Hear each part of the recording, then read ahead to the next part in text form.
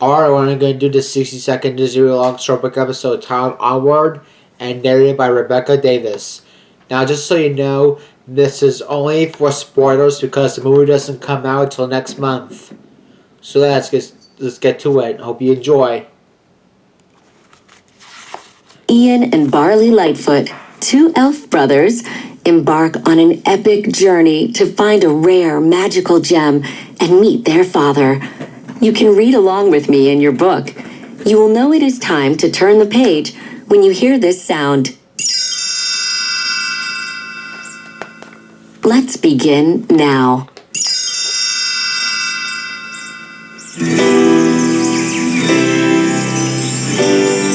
Once, long ago, the world was filled with adventure and magic. From mighty quests to everyday life, wizards used magic for the good of all. But learning to cast spells was challenging. Modern technology offered an easier option. So, as time went on, magic faded away.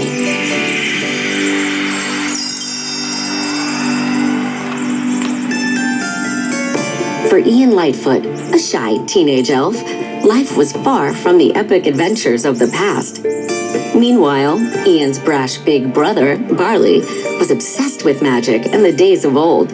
He spent hours playing the game Quests of Yore and protecting New Mushroomton's ancient relics. In the days of old, a boy of 16 would have his strength tested in the swamps of despair. I'm not testing anything! Just let me go! On his 16th birthday, Ian found himself thinking about his dad. Sadly, he'd never met his late father. He wished he could be more like him, bold and confident. As Ian mended his dad's old sweatshirt, his mom, Laurel Lightfoot, shared something that she knew would cheer him up. It's a gift from your dad. The gift was actually for Ian and Barley. Inside the package was a real wizard staff, a rare phoenix gem, and a visitation spell written by their dad. I don't believe this. This spell brings him back. For one whole day, Dad will be back! Barley placed the gem in the staff and recited the spell. Only once is all we get. Grant me this rebirth till tomorrow's sun has set, one day to walk the earth! Suddenly, nothing. Barley tried again and again, but it was no use. Later, alone in his room, Ian softly read the spell aloud. The phoenix gem glowed, and the staff began to shake.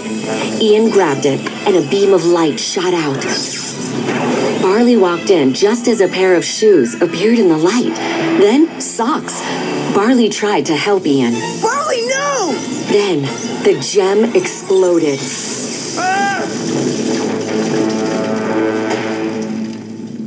When the smoke cleared, Ian and Barley saw a pair of legs.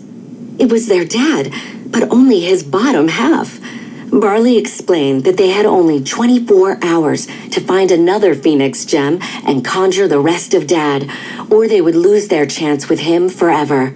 We'll start at the place where all quests begin, the Manticore's tavern. The trio piled into Barley's old van, Guinevere. Ian was already making a list of all the things he would do when he finally met his father. Meanwhile, Barley handed Ian his Quests of Yore player's guide so he could practice new spells on the drive to the tavern. Whatever it takes, I am gonna meet my dad. The once fearless Manticore was now just a humble store manager, and her scary tavern had become a themed family restaurant. She did have a map to a phoenix gem, but she refused to give it up. It was too big of a risk. She could lose her tavern if something went wrong.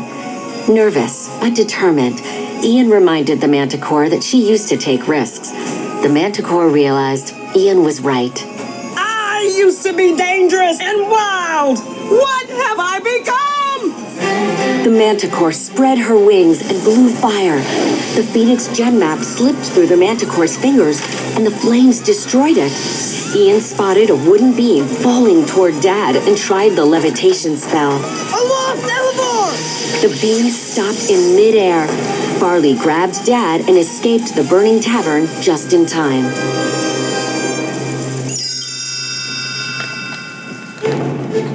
Luckily, the tavern's kids menu had clues to the location of the Phoenix gem printed on it. All they had to do was drive to a mountain called Raven's Point. Ian said they should take the expressway to get there faster, but Barley wanted to take the path of peril. Expressway is a little too obvious. On a quest, the clear path is never the right one. Ian didn't want to waste any time they had with Dad, so Barley reluctantly agreed to go his way.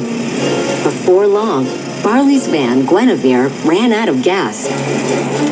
Ian tried using the growth spell on Barley's near-empty gas can. Magnora, get you one! The can started to grow, but Barley kept giving pointers and Ian lost focus. The growth spell backfired. A tiny Barley looked up at Ian. Looks like you shrunk me. The effect would eventually wear off, but until then, they had to find the nearest gas station. As Ian paid for the gas, a pack of tough-talking sprites in leather jackets roared in on motorcycles. Barley accidentally insulted the sprites, and Ian had to get them out of there fast. But because Barley was still tiny, he had to teach Ian how to drive the van. I'm not ready! You'll never be ready! Merge! Ian slammed his foot down on the gas pedal, and with his brother's help, got them back on the expressway. The sprites chased them, but Ian swerved across several lanes of heavy traffic, finally getting away. Spotting Ian's terrible driving, some police officers in a squad car pulled them over. Ian cast the disguise spell to make him and Barley look like their mother's boyfriend, Officer Colt Bronco. As long as you don't tell a lie, the spell will be fine. They were about to get away when one of the officers commented that Barley was a real screw-up. Ian stood up for his brother, but poof, Colt's leg disappeared, revealing Ian's. The boys escaped before the disguise dissolved fully, but Barley was clearly upset. Barley, I don't know what happened back there, but I don't think you're a screw-up. But Barley knew magic didn't lie. The brothers argued until they noticed Dad dancing to the vibration of the music playing in the van. Dad shuffled and shimmied his way over and got his boys to dance along, too. Even though their fight was over, Barley was still hurt. It's not fair for you to call me a screw-up if you don't give me a chance to get something right. Just do one thing my way. Ian finally understood and agreed to take Barley's path of peril. In the meantime, their mom teamed up with the Manticore to help Ian and Barley. The Manticore had forgotten to tell the boys that the Phoenix gem was cursed.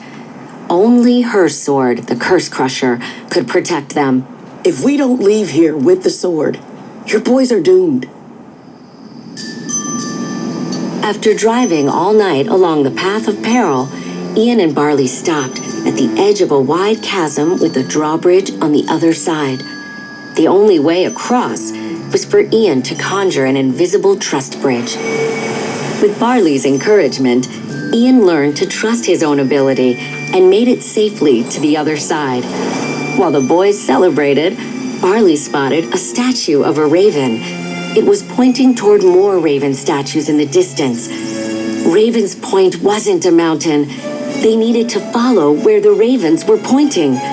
Barley's path of peril had been the right path all along. Suddenly, the real Officer Colt Bronco pulled up. You guys are in trouble big time. Now you get in the vehicle, I'm escorting you home. Ian got behind the wheel of the van, but instead of following Colt, Ian slammed on the gas. He sped through the mountains with Colt right behind, joined by more cop cars. Ian turned down a narrow road and came to a dead end. Then Barley made a difficult decision. He pointed his beloved Guinevere at a pile of boulders, put a rock on her gas pedal, and jumped out of the way. The van soared through the air and slammed into the rocks, then flipped over and was covered in boulders. The road was completely blocked. She was just a beat-up old man. Come on, we gotta go. The Ravens led Ian, Barley, and Dad to a river that flowed into a cave. Ian turned one of Barley's cheese puff snacks into a raft. Then he cast the velocity spell, and they sped across the water. Excelsior! The river led the boys and their dad through the final gauntlet. A series of booby traps, including a tall silo that was filling with water. At the last moment, they worked together to open an escape hatch. Barley, Ian, and Dad scrambled out of the silo, only to find themselves in the last place they expected to be. They were back in New Mushroomton. Ian's heart sank. They'd followed Barley's path of peril and ended up right back where they started. Their chance with Dad would soon be over. Ian lashed out at his brother. I can't believe this! You act like you know what you're doing, but you don't have a clue, and that's because you are a screw-up! Ian led Dad toward the park, leaving Barley behind. Ian, wait! At the park, Ian sat next to his dad and pulled out a rumpled piece of paper. It was the list of things he wanted them to do together. But then he realized something. He'd already done everything on the list. Not with Dad, but with Barley. Barley had always been there for Ian. Now it was Ian's turn to be there for him. Back in the center of town, Barley noticed a hole at the top of the ancient fountain. A tile they had picked up at the last Raven statue matched the hole perfectly. Barley slid the tile into place and a secret panel opened. The Phoenix gem was inside, but as Ian arrived, a red mist began pouring out of the fountain. It's a curse! The mist protected itself by transforming the nearby high school building into concrete armor in the shape of a massive dragon.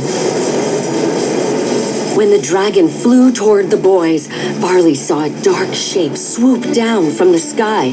Barley recognized it first. The Manticore! Ian squinted to get a better look. Mom? Their mom stood heroically on the Manticore's back while the Manticore held her Curse Crusher sword. Their mom shouted down to them, "It's okay, boys! Go see your father!" Barley set the gem on the staff, and Ian repeated the visitation spell. The gem streamed its magic, and the rest of Dad started to appear. The Manticore and their mom couldn't hold the dragon back any longer. Barley turned to distract it, but Ian stopped him. No, you go and say goodbye. I had someone who looked out for me. Someone who pushed me to be more than I ever thought I could be. I never had a dad, but I always had you. Ian grabbed the staff and raced off to battle the dragon. And mustering all he had learned about magic, he cast the most difficult spell of all, Arcane Lightning. Voltor Thunderseer! The lightning blasted away the dragon's armor, leaving only the red mist of the curse behind. Laurel hurled the Manticore's sword to Ian, and he plunged it into the mist, destroying the beast.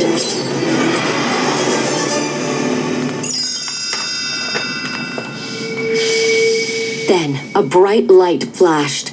Ian crawled through the rubble to see what was happening. Finding a small opening in the debris, he peeked through. At the top of the hill stood Dad, laughing and talking with Barley. As the sun set over the horizon, Dad pulled Barley into his arms before slowly fading away. Barley climbed down the hill to help Ian from the rubble. He told his brother how proud their dad was of the person Ian had become. Ian was touched. Well, I owe an awful lot of that to you. Barley smiled. He kind of said that too. Oh, and he told me to give you this. Barley wrapped his arms around Ian, pulling him into a big hug.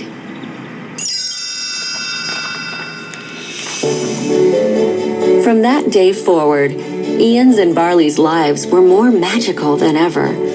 Barley got a new van named Guinevere II, and the two brothers debated which path to take on their next quest. Barley wanted to take something called the Trail of Terror, but Ian had another idea. On a quest, the clear path is never the right one.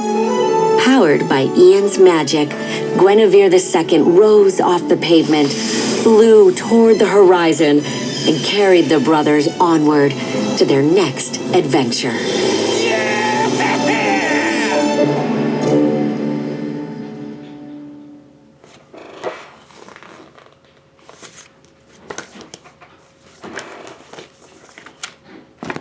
That's gonna wrap up this real long episode. Like I said, this video is for spoilers only because this movie may not be coming out in theaters till next month. If you liked the video, please be sure to share, subscribe, comment, and click the post notification bell. Thanks for watching. This video is now adjourned. This is Zachary Donaldson signing off.